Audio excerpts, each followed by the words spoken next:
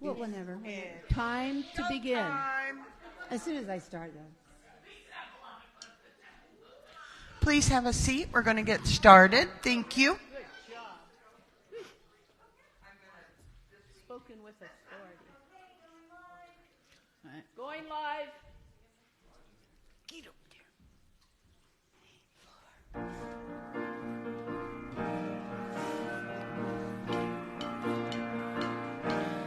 Yes, I am here to love. Yes, I am here to serve. Yes, I am here to be the love of God. Yes, I am here to love. Yes, I am here to serve. Yes, I am here to be the love of God, my God. And I know forevermore that I am loved. Yes, I know forevermore that I am loved. Yes, I am here to learn. Yes, I am here to live. Yes, I am here to be the love of God. Yes, I am here to learn. Yes, I am here to live. Yes, I am here to be the love of God, my God. And I know forevermore that I am loved. Yes, I know forevermore that I am loved. Yes, I am here to love. Yes, I am here to serve. Yes, I am here to be the love of God, my God, my God, my God, my God, my God.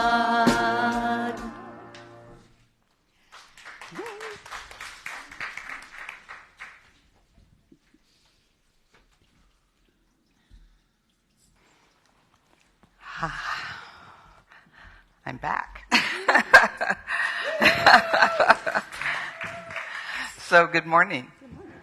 I'm Reverend Vicky, Elder, and it's my joy and honor to welcome you to Unity of Monterey Bay, a beloved community co-created with love and intention. We welcome all races, all ages, cultures, ethnic backgrounds, economic circumstances, nationalities, and religions. Whatever your immigration status, sexual orientation, gender identity, family configuration, and or abilities, whether you're here with us in person or joining us virtually, we know that love knows no boundaries. We are one in spirit. As a purpose-driven church, Unity of Monterey Bay is an inclusive spiritual community committed to co-creating an environmentally sustainable, spiritually fulfilling, socially just, and compassionate human presence on this planet. We celebrate our oneness and honor the God of each of our understanding, affirming the innate good and divine essence within each and every individual. Would you please join me in our statement of faith? There is only one presence and one power in the universe, God the good, expressing as infinite God beyond us, intimate God beside us, inner God being us, divine love in action. And as we allow this knowing to deepen within our souls, I read from a book of blessings. Blessed are those who love without why. Blessed are those who love without why. Love doesn't need a reason. And if it did, is it love? Blessed are those who live without why. No reason, just living for the joy of it, appreciative, content. Blessed are those who work without why, making, creating. It's just what they do, like a rose blooming. Blessed are we when we are in our true home, in compassion, in the love that doesn't need a reason, but is the healing of the world. And now please join me in our affirmation. Thank you, God, for this most amazing day. Miracle follows miracle, and wonders never cease. Amen. Yes. So it's the first Sunday of February, which means it's birthday Sunday. So if we have any February birthday folks out there, or if you missed your January birthday blessing, you're welcome to come on up.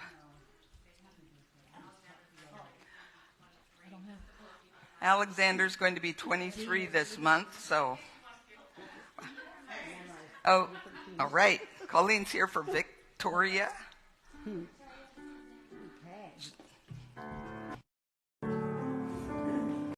Happy birthday to you. Happy birthday to you. Happy birthday, you're wonderful. Happy birthday to you. God is blessing you now. God is blessing you now. God is blessing you, you're wonderful. God is blessing you now.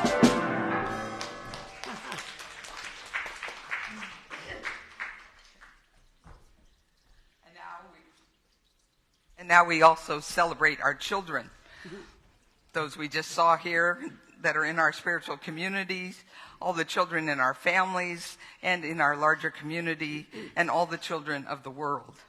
We hold them in our hearts, and we see them protected and resilient, creative and evolving, joyous and loved, as we join in our heartfelt blessing. We love you, we bless you, we appreciate you just the way you are. This bright light of mine, I'm gonna let it shine. This bright light of mine, I'm gonna let it shine. This bright light of mine, I'm gonna let it shine. Let it shine, let it shine, let it shine.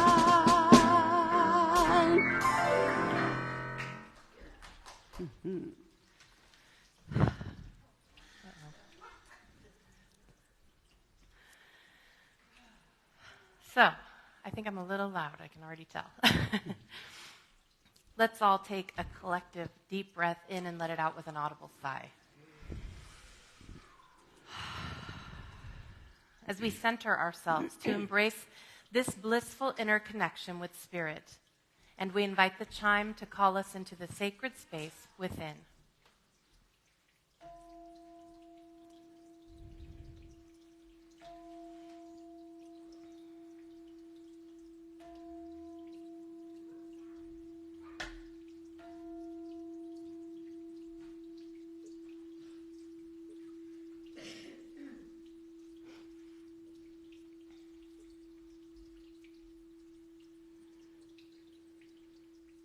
We ring the chime 4 times to call in the 4 directions and to remind us of our interconnection with all of creation and with the sacred circle of life.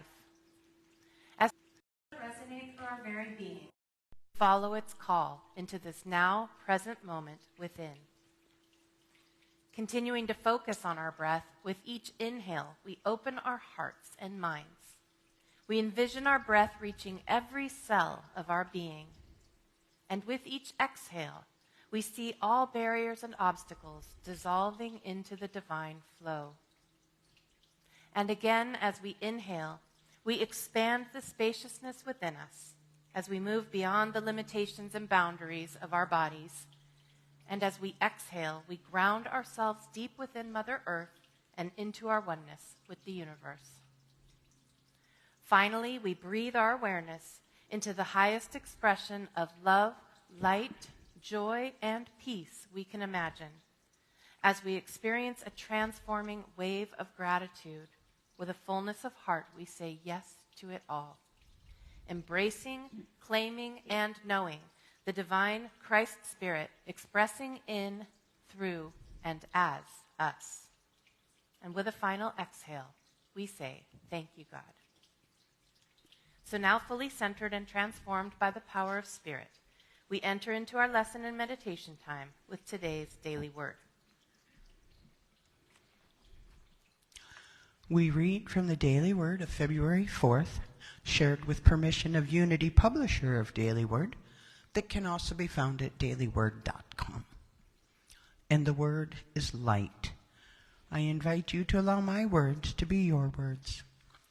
Divine light shines in and through me.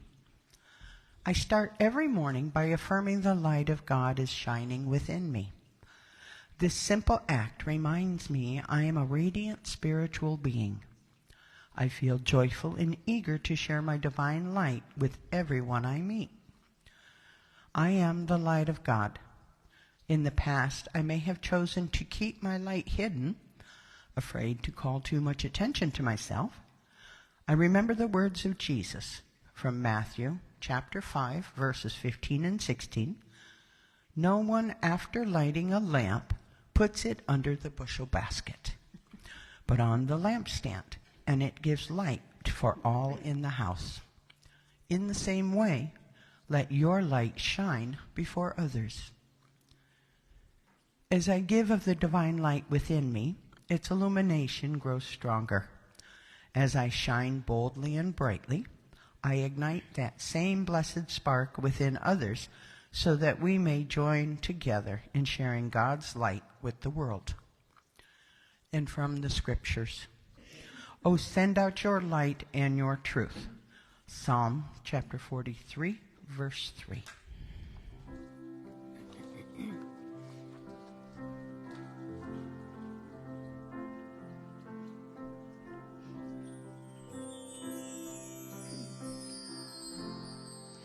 I am that I am has brought me to this now moment. Here I am.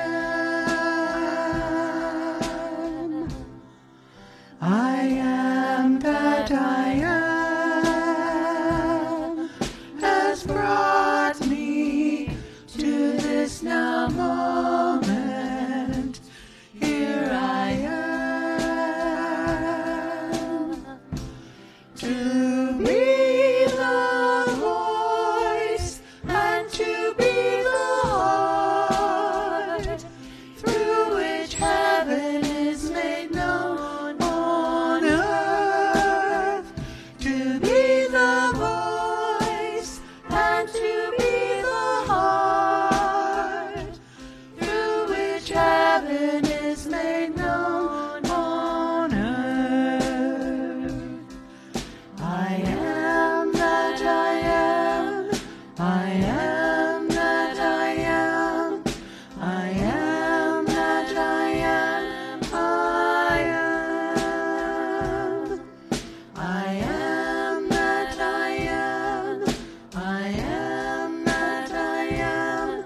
I am that I am. I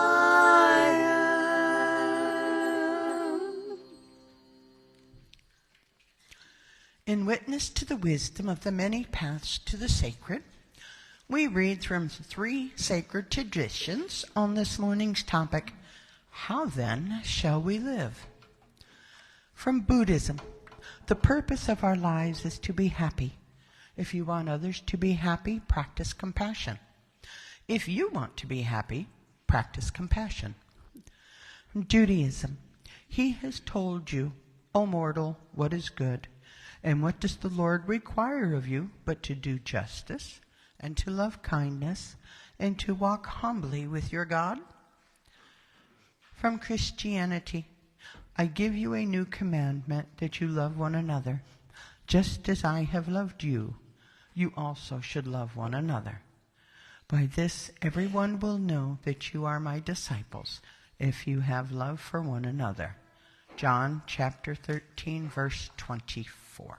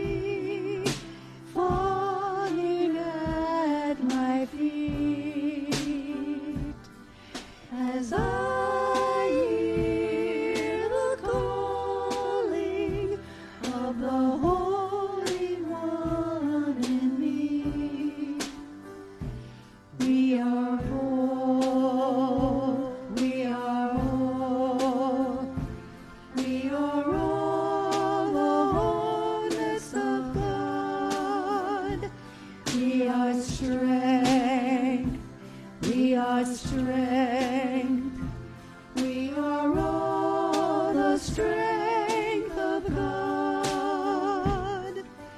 Beauty surrounds me, falling at my feet, as I hear the calling of the Holy One in me.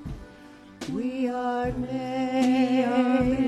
we are made, we are all made of God. We are one, we are one, we are one, we are one, we are all one in God. We are, we are, we are,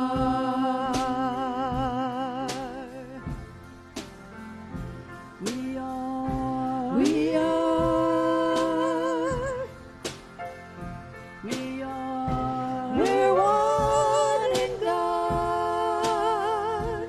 We are, we are, we are, we are, we are, we're one in God. We are, we are, we are, we are, we are, we are, we are, we are, we are, we are, we are, we are, we are,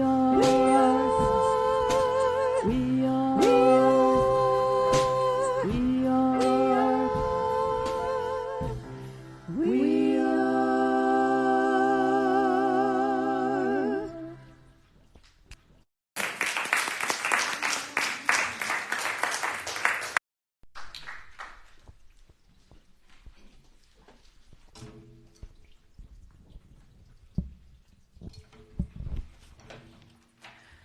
It's been a while since we've had you three doing that. So that was so awesome. Thank you. You might all recall that I was originally scheduled to speak on January 15th. Can we think back that far? It seems like a lot of time has passed. It was just before I was going to be leaving for Cincinnati, but the possibility that I might not be able to make it to church because all the reports were Monterey was going to become an island, and if you got in, you might not be able to get out. Michelle and I decided it would be safest to just switch Sundays, so she did that Sunday, and here I am.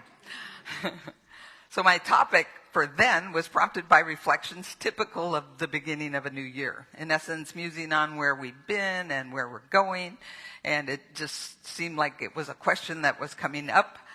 And in that week's e-blast message, you probably remember, and I repeated it again in this minister's message, I invited us all to begin contemplating 4 simple questions from the book, How Then Shall We Live? By Wayne Mueller, who is one of my favorite spiritual authors. He also wrote Sabbath and a number of others, and so he's dear to my heart. It's not a new book. It was first published in 1996. In fact, I'm certain I've taught it in the past here, but it caught my attention from my bookshelf that's in my bedroom. I have a lot of my spiritual books, but they're all over the house, but there. And it caught my attention because I was listening for a lesson topic, and it posed the question I find myself asking a lot these days: how then shall we live? More specifically, with all that's going on in the world, so much of what feels out of our control, how are we called to be in and live as expressions of God in the world? Mueller offers these 4 questions, which he describes as constant companions in our spiritual unfolding. He uses them as a means to engage that larger question about how then shall we live. And as a reminder, here are the 4 questions. Who am I? What do I love? How shall I live knowing that I will die? And what is my gift to the family of the earth? Now, I hadn't gotten very far in the lesson prep when Michelle and I switched Sundays, and so I didn't really return back to that topic until my second week in Cincinnati, when I started thinking about I'm going to be coming back, and I may as well get started on my lesson and such. And as often is the case, when I choose a topic and I have some time between when I actually start writing and when I've chosen the topic, divine order kicked in. In essence, thought held in mind, can you say it with me? Produce after their kind, right? Which is the underlying principle of divine order. When we declare divine order, what we're declaring is that the thoughts in my mind are going to manifest into my life. In other words, for me, in this terms of this, relevant resources, insights, and perspectives began appearing. Most specifically, an email from Amazon about books I might be interested in recommended the book Awaken the Kitten Within. It's a book from the Dalai Lama's Cat series, just to clarify what we're talking about with the kitten within. And it's a series by David Mitchie. When I read the intro, I was thinking that it might be a good theme for this year's women's retreat, a thought that was possibly inspired by the fact that I also just adopted a kitten in November, Simba, who has, not that one yet, sorry, who has taken up residence in my mind and heart. Yet another example of divine order. You know, what we have in our lives, draw more of it to us. When I realized this was book 5 in the series, however, I decided I better get book 1. So I just sort of had the backdrop and knew where it was coming from. And as I ordered it, as Amazon often does, up popped a thing that you already purchased this book back in April of 2015. But I hadn't read it yet. It was still there on my Kindle, demonstrating yet another spiritual principle: when the student is ready, the teacher appears, right? So over the remainder of my vacation, I read 3 of the 5 books, and I'm now working on the 4th, starting with the Dalai Lama's Cat. And the second book is The Art of Purring and Awaken the Kitten Within that I just mentioned. And that is going to be the focus of our women's retreat. Sorry, guys. Only the women are going to get to experience what that's about, but it has a lot of great lessons in it. I'm reading now book 4, which is called The Power of Meow.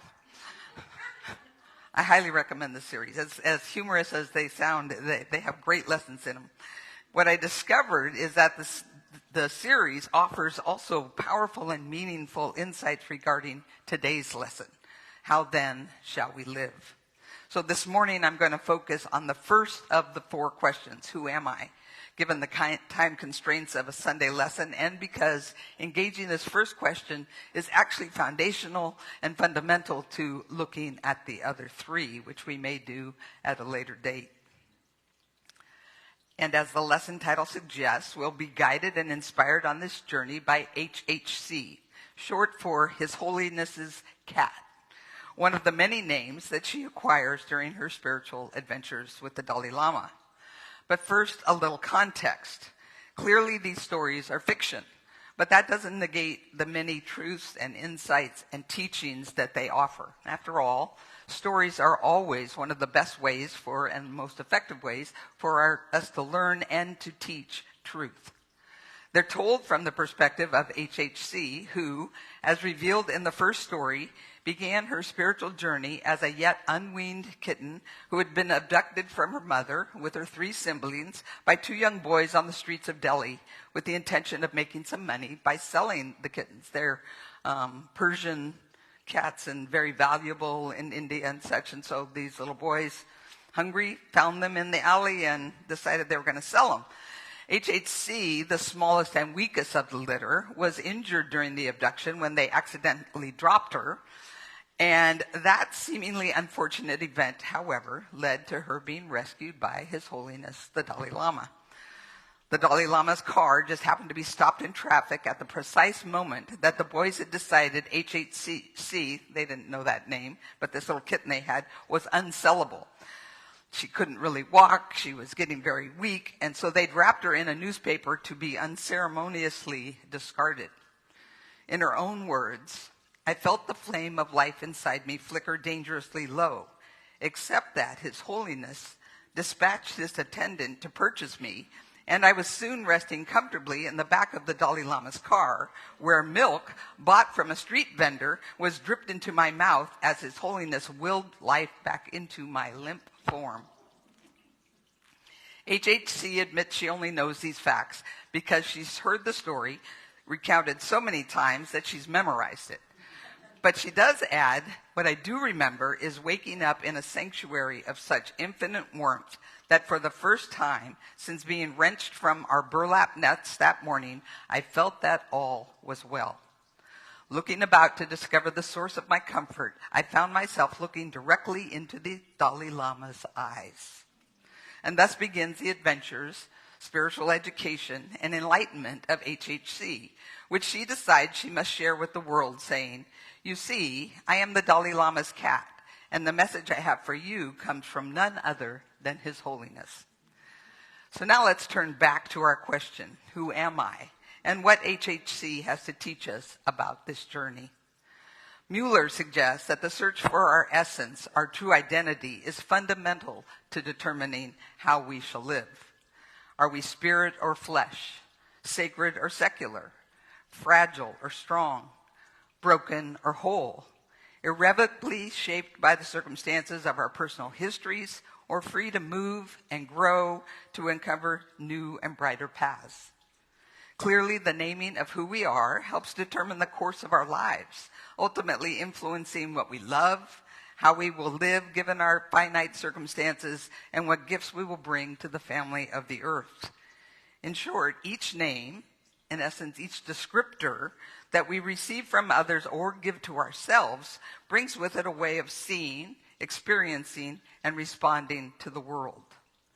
The first challenge, then, lies in discerning our true self from the shifting aggregate of perceptions, our own and those projected upon us, that typically make up our sense of identity, in essence, our ego selves. When we write a list that says, who am I, where do we start? Do we start with I'm a child of God? Or is that like an afterthought if it even shows up at all? Or are we woman, or a minister, a mother, all of the things that define us in this life versus that true identity? Now, the good news is, if you're participating in this lesson, you likely already know, at least intellectually, that our true nature is divine, right? We all know that, right? It's in fact our second unity principle. The first being, God is, the one presence and one power in the universe, expressing always as love. And the second, following directly from that first, I am, one with God, a Christ being. If everything is God, that means we're all God too. HHC relates this first realization of her true essence to her first moment of being in the presence of His Holiness, the Dalai Lama. She says, "It was as much a feeling as a thought, a deeply heartwarming and profound understanding that all is well. As I came to realize later, it is as though for the first time you become aware that your own true nature is one of boundless love and compassion." As HHC begins to realize just how extraordinary the Dalai Lama is, beyond being a cat lover who provides her with perfectly warmed milk, and that according to his assistants, she must share a very close karmic connection to His Holiness, one of the world's greatest spiritual leaders, she decided at some stage she started to believe that I must be rather special too. Had His Holiness recognized in me a kindred spirit, a sentient being on the same wavelength as he? After all, she notes, when she heard His Holiness repeatedly tell visitors about the importance of loving kindness, I would purr contentedly, certain in the knowledge that this was exactly what I thought too. The thing is, understanding our identity intellectually is not the same as knowing it intrinsically, nor does it clarify what it means to be divine, what it means to be a Christ or Buddha being. In essence, in terms of how shall we live? It doesn't answer that question without more work. HHC offers us her personal experience in realizing this discrepancy. Sometime after her realization as to her true essence, in fact, on her first venture outside, since coming to live with the Dalai Lama, HHC found herself escaping the pandemonium of a group of schoolgirls that saw her in the courtyard and started chasing her, and she dove under a small gap between the brick columns that supported the veranda floor. It was here, while in hiding, that she became aware of a sporadic but insistent gnawing, and then caught a pungent whiff that triggered a reflex she hadn't even known she possessed. Summarizing the experience from HHC's point of view, even though I had never before seen a mouse, instinct took over. With a single swipe of my front paw, I swept the rodent off balance and onto the ground where it lay stunned. I sank my teeth into its neck, and its body went limp. I knew exactly what I must do next. I made my way up the stairs and padded down the corridor to the office of the executive assistants, dropping the mouse and announcing my arrival with an urgent meow. Their reaction, however, was nothing like I expected. After rescuing the mouse and putting it in an empty ink box to take and release it outside, it was still breathing, and fortunately it did recover. The once respectful assistants exchanged a sharp glance at HHC, who was still being held, in her words, as though restraining a savage beast. They said to her, HHC, I'm not sure about that title anymore. Once they released her, she stalked out of the office with her ears flat while they continued to laugh at possible alternative names, landing on, to HHC's great embarrassment, Mousy Tongue.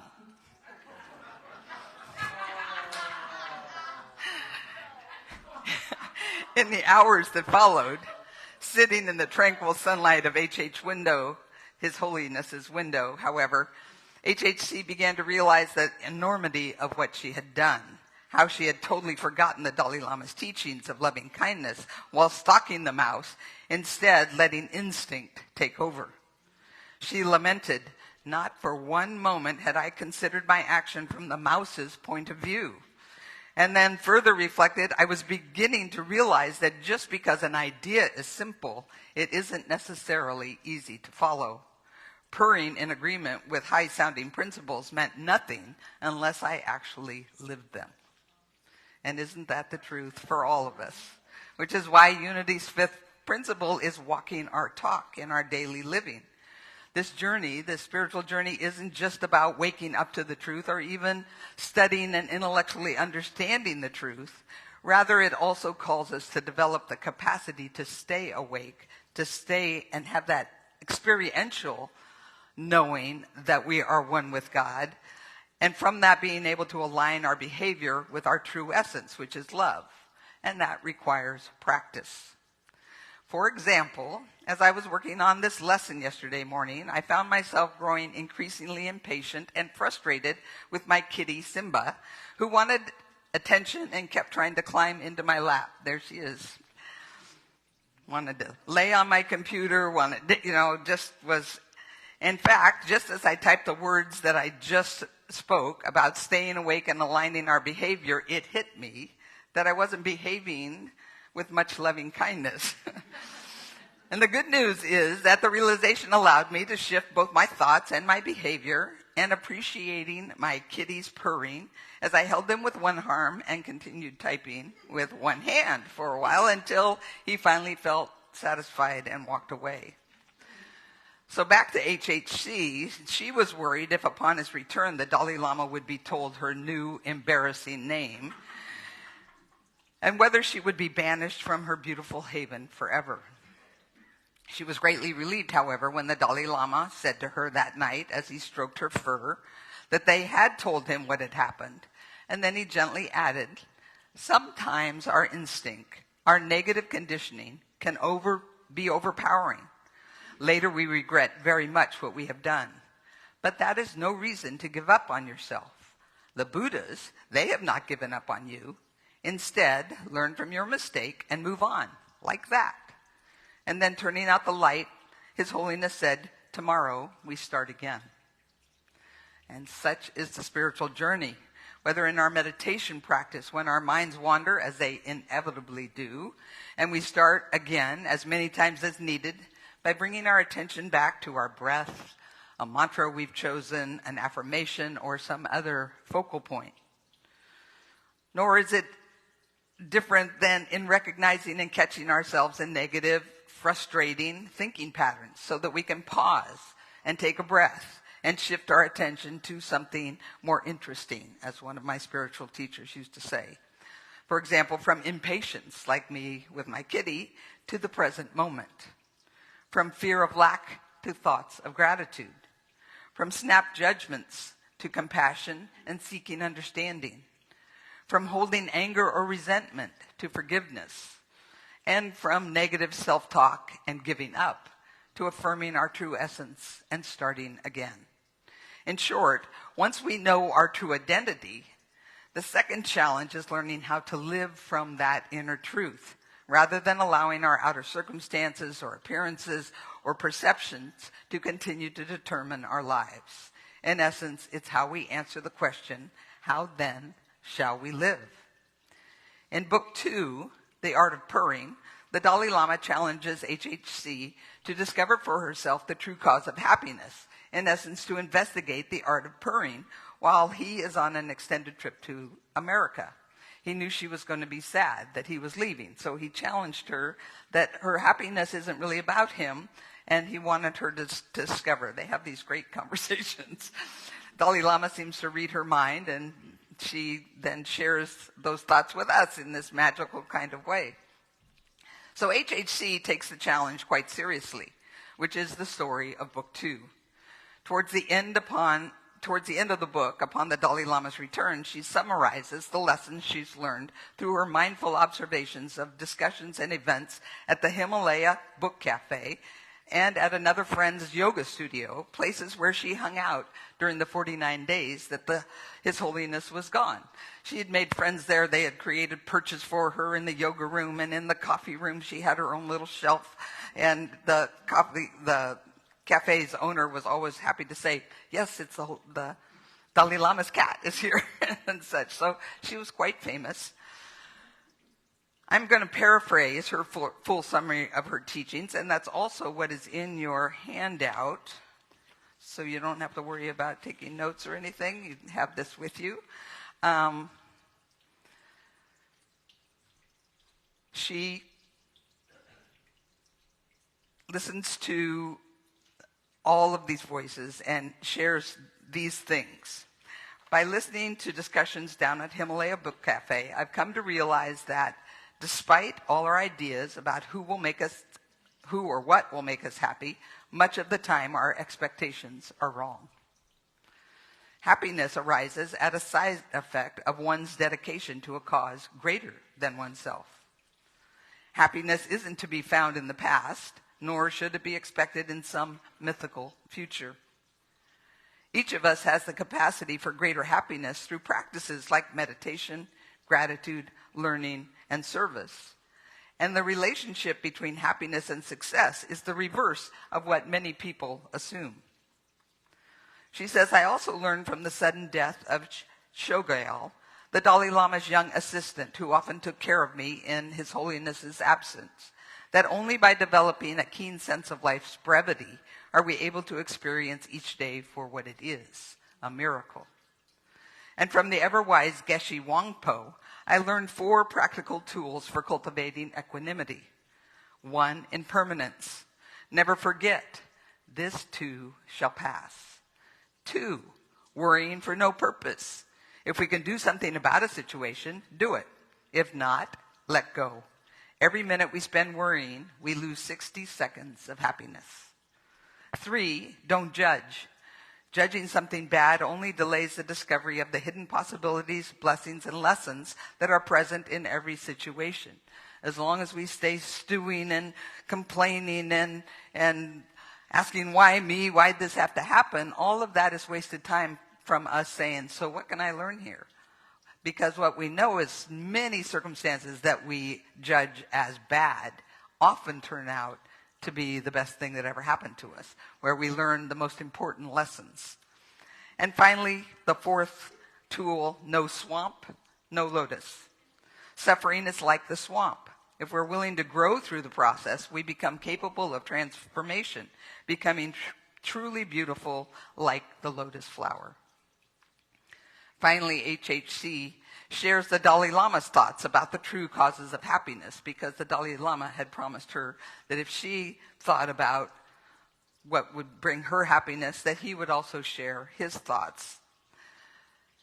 His Holiness shared this message intended specifically for me and for those with whom I have a karmic connection, namely you, dear reader, and now all of you as well. The Dalai Lama said, there is a special wisdom about happiness. Some texts call it the holy secret. Like much wisdom, it is simple to explain, but not easy to live. Just a clarification, I checked, and these are not direct quotes from the Dalai Lama, but they align with his teachings. So the author took liberty. And they're obviously through the mind and understanding of HHC. The holy secret is this: if you wish to end your suffering, seek to end the suffering of others. If you wish for happiness, seek the happiness of others. Exchanging thoughts of self for thoughts of others. This is the most effective way to be happy. HHC, also known as Snow Lion, Rinpoche, Bodhisattva, Swami, and the most beautiful creature that ever lived, quickly recognized that thinking about others as much or more than thinking about herself would indeed be a challenge. His Holiness continued, thinking too much about oneself is a cause of much suffering, anxiety, depression, resentment, fear. These become much worse with too much attention to the self. The mantra, me, me, me, is not so good.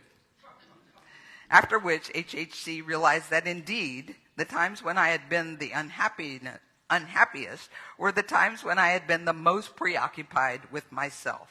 I'm guessing we would all discover that as well. Finally, His Holiness concluded saying, it's not necessary to end the suffering of all beings in order to end our own suffering, or for all beings to be happy in order for us to be happy. We can all learn to use this marvelous paradox. He told me, looking deep into my sapphire blue eyes, be wisely selfish, little snow lion. Gain happiness for yourself by giving to others. He was silent for a moment, stroking my face with exquisite tenderness. You do this already, I think, each time you purr. Which is my experience with my kitten. When I finally released my frustration and was able to just hold her and her, I got to confuse these two, him. He purrs so loud, and I found it just grounded me, and then I was able to go back to my lesson. So I hope this snapshot of HHC's wisdom has inspired you as she inspired me. I trust she will reappear in future lessons, in addition to at the women's retreat. And again, I highly recommend the series to you all. I'm going to close with one more personal learning experience from this lesson. So just as I was finishing preparing the lesson, or thought I was finishing, I paused my writing so that I could look up the happiness formula, which he talks about. I kept checking to see, is there a real thing that's connecting to what he's talking about in the book? And in most cases, there was something that wasn't the same author's name that he'd given it and such, but there was like a parallel out there in the real world. And there was a lot of happiness research that was done in the 2010, 2011, we've talked about a lot of it. Berkeley's Center for Good Living was created and such. So while I was doing that, my screen froze. And then it went blank. And I just was breathing. I'm going, okay, it's going to come back. It always saves the document, and realizing I hadn't probably saved since I'd sat down a couple hours before. Fortunately, I thought, my document reappeared just a few moments later, and I let out a grateful sigh. But then I noticed the descriptor at the top, last saved version. Long story short, all of the revisions and additions I had made over the previous 2 hours were gone. I'm happy to share that I dealt with this situation almost immediately with equanimity, using Geshe Wangpo's tools. Admittedly, there was a brief moment and perhaps an expletive or two. But then I took a deep breath and began again. So often I would have walked away and just said, I'm going to have to come back to this later. I can't do this now. But given the lesson that I was just writing, once again, I'm teaching what I most need to learn. Namaste.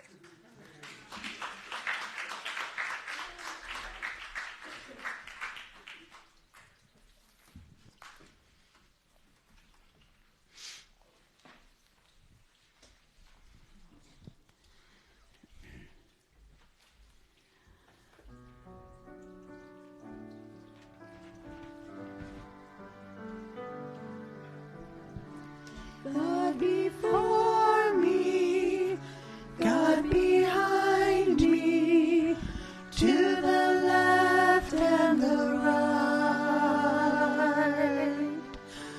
God above me, God below me, all around and inside. God before me, God behind me, to the left and the right. God above me, God below me, all around and inside. All around and inside. All around and inside.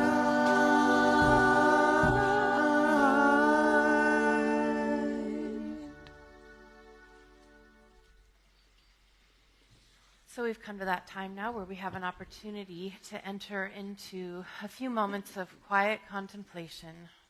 So getting comfortable in your seat, beginning to bring your awareness into this present moment,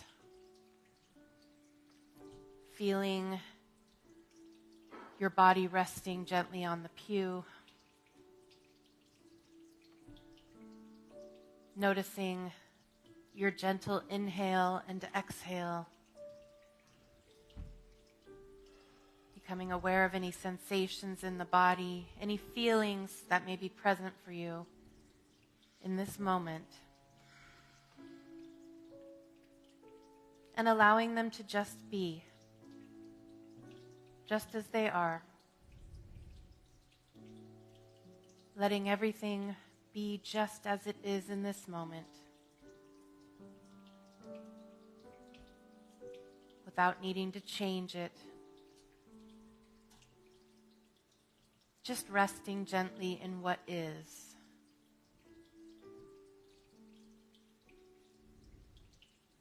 You can extend your breath now so that you're breathing in more deeply, filling your lungs with air, and then exhaling slowly, allowing your shoulders to drop away from your ears.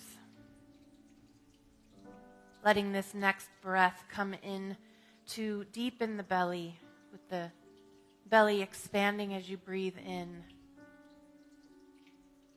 And exhaling slowly as you experience that sensation of letting go.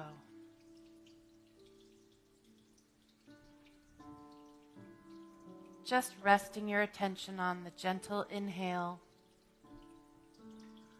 and gentle exhale.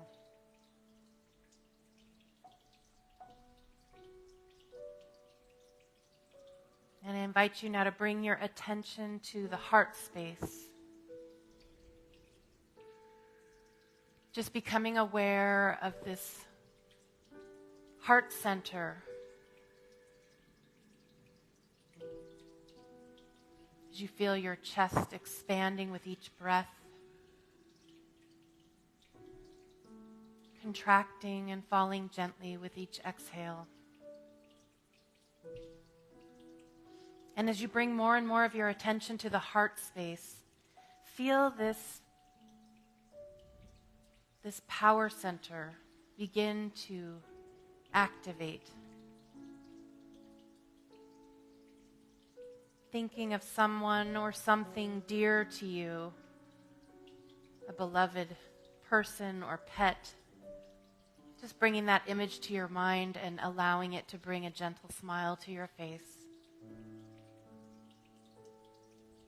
as you feel that heart center activating even more, as you feel love and appreciation for this being. And you can imagine now that you're breathing into the heart with each breath, activating the heart center more and more. Beginning to imagine that heart energy radiating out from your center,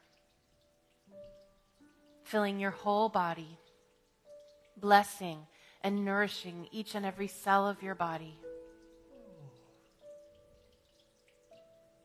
And allowing that radiating heart energy to go out from your body now, out to bless others.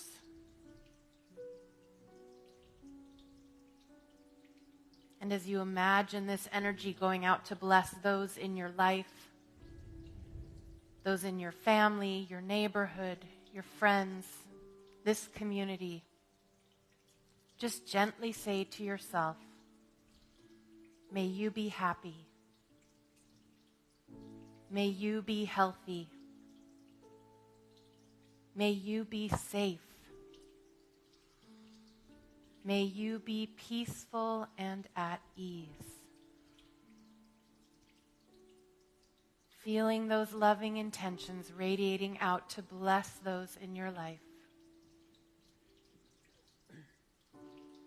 And now imagining that heart energy radiating out even farther, beyond your neighborhood, beyond our community, out to bless the rest of the world, this beloved planet. See that heart energy going out to bless all the people of the world, all the animals, the plants, all the beings we share this planet with. That loving energy nourishing and blessing each and every one of them. As you say gently to yourself, may you be happy. May you be healthy. May you be safe. May you be peaceful and at ease. And just feel that love radiating out, going out into the world to do its mighty work. And imagine that powerful force of love now returning back to you, encircling you, embracing you, nourishing and restoring and uplifting you.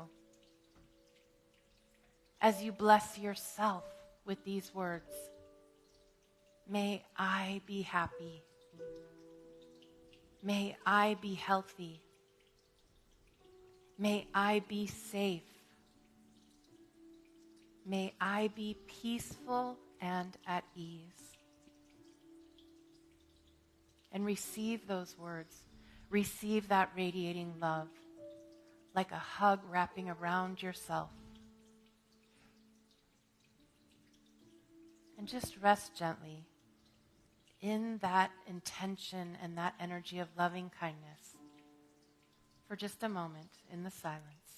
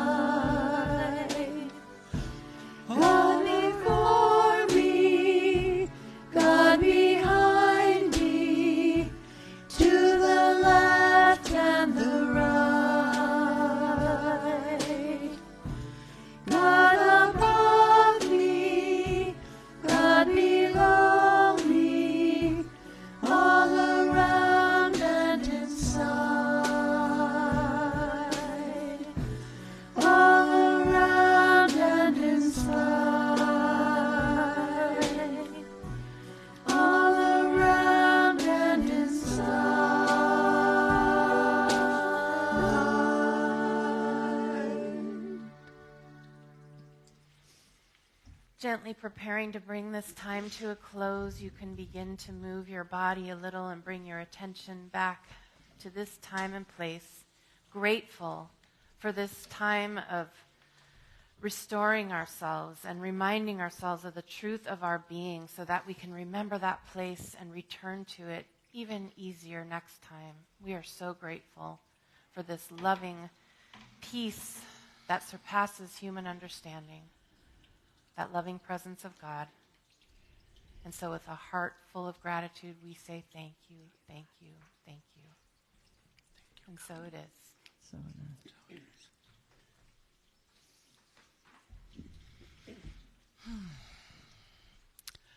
Unity of Monterey Bay is the collective consciousness and commitment of all of us who give of our time, treasure, and talent in order to sustain this spiritual community that is dedicated to transforming lives. We know that prosperity is a state of mind that finds blessings in every situation, in abundance and joyous generosity. We transform all appearance of fear or lack into a faith-filled peace of mind by shifting our attention to thoughts of gratitude for the abundance of God's good in our lives. And with our hearts and minds overflowing with gratitude, we breathe into the divine flow of God's good, trusting that we are enough, and that we have enough, and that there always is enough to both have and to share. And again, we are grateful to all of you for your online giving and your continued generosity in supporting our spiritual community. For those of you here in person, the baskets are in the back by the door for you to drop your offering as you leave this morning, or you may use your credit card in the sacred grounds if you would prefer. And now, from this place of faith and gratitude, I invite you to join me in mindful intention and joining in our offertory blessing. I am an open channel for God's infinite good. Divine love flowing through me blesses and multiplies everything I give and everything I receive. I am both blessed and a blessing. Thank you, God.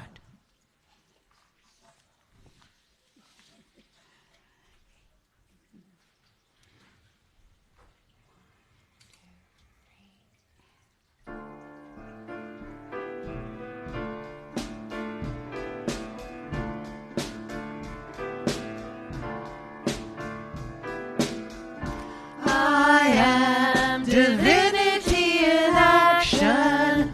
I am prosperity and wealth. I am freedom and forgiveness. I am the epitome of health. Although I am living a human existence, in truth I'm a being of the spiritual realm. Although I am living a human existence, in truth I'm a being of the spiritual realm. I am a spiral of expansion. I am greater than enough. I am compassionate and trusting. I am strong when it seems tough. Although I am living a human existence, in truth I'm a being of the spiritual realm.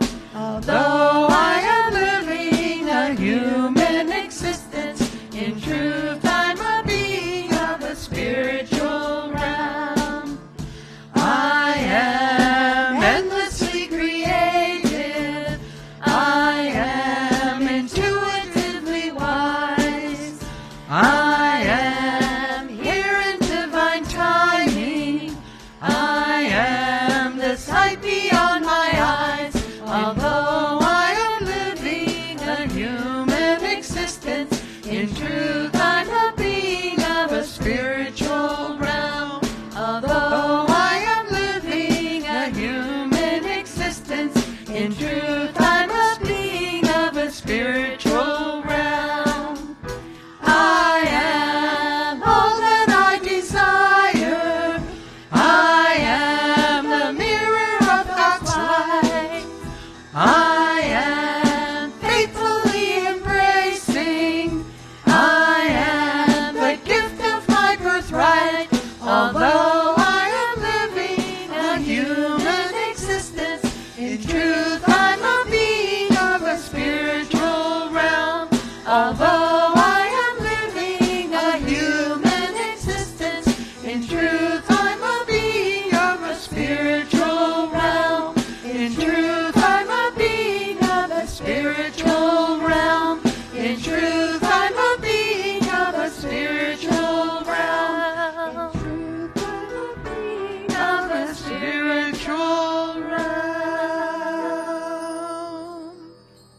I added one more. It's all good. Now try and get that song out of your head the rest of the day. Right? I find that even days later, they're playing on repeat in my mind. I guess it is.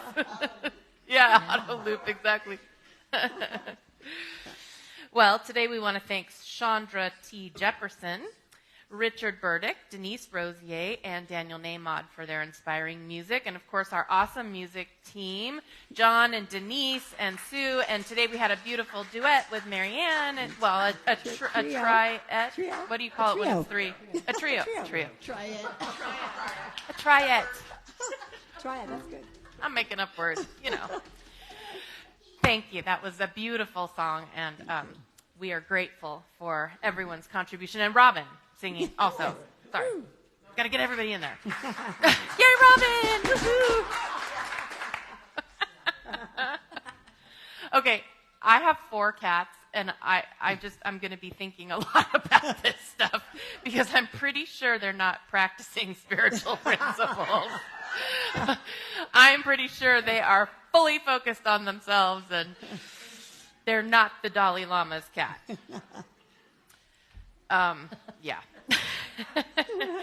Okay, so next week is our Calling of the Circle, which is our annual roundup of all of the congregation. And so please make an extra point to be here. Are we doing food or anything? We're not going to bribe them with food this year. You have to come just because you want to be a part, not because of the food. Yeah. Yes.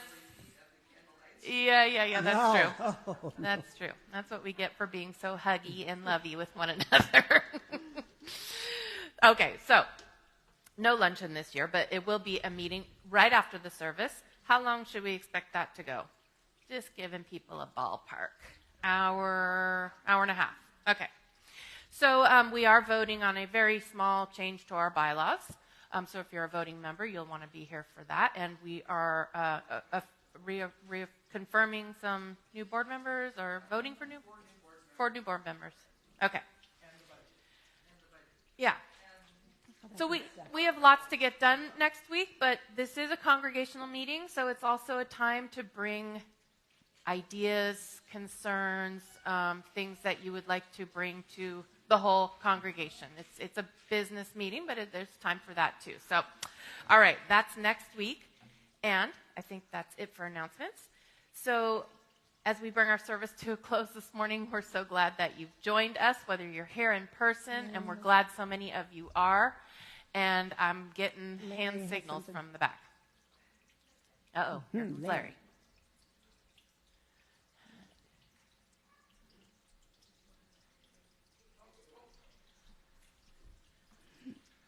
I just want to announce the men's retreat. Oh. There's a men's retreat happening in May.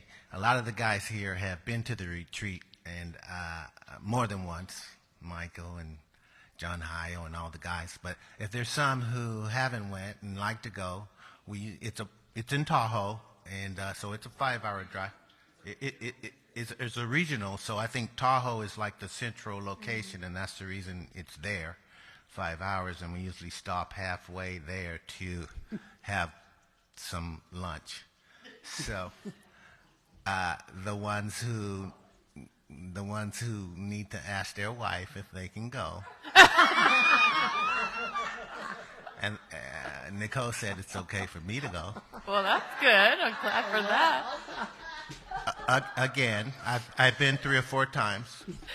So, and if you don't have a wife and you don't have to ask, it's a good thing. We have fun also. You know, we do some deep spiritual stuff, so you might want to consider it.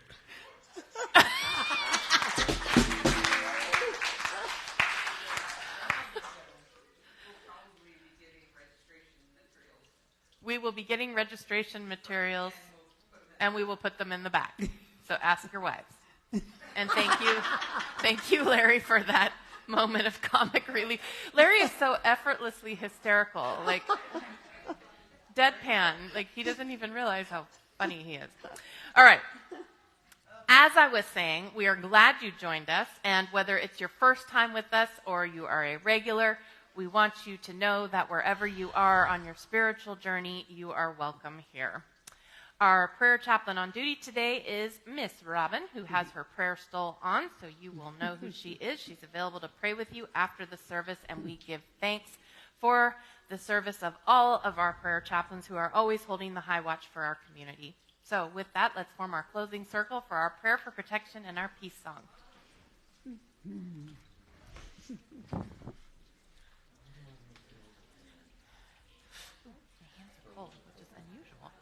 I don't feel like the heat's not on or something. It's cold.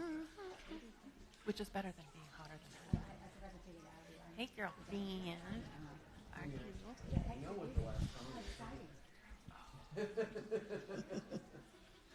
Lucky you. And it's so nice today to see old friends and new friends in our circle. And girls wearing tutus. All right, so as we do every week, we just hold this circle of love and community and prayerfulness, and we call into the circle out loud if you wish, or just to yourself, anyone in your life that is in need of prayer today, those on our prayer list. Just seeing those individuals embraced in this circle of love, seeing them lifted up and supported and embraced and expanded by the loving presence of God as we join in our prayer for protection. The light of God surrounds us. I am light. The love of God enfolds us. I am love. The power of God protects us. I am power. The presence of God watches over us. I am presence. Wherever we are, God is, and all is well.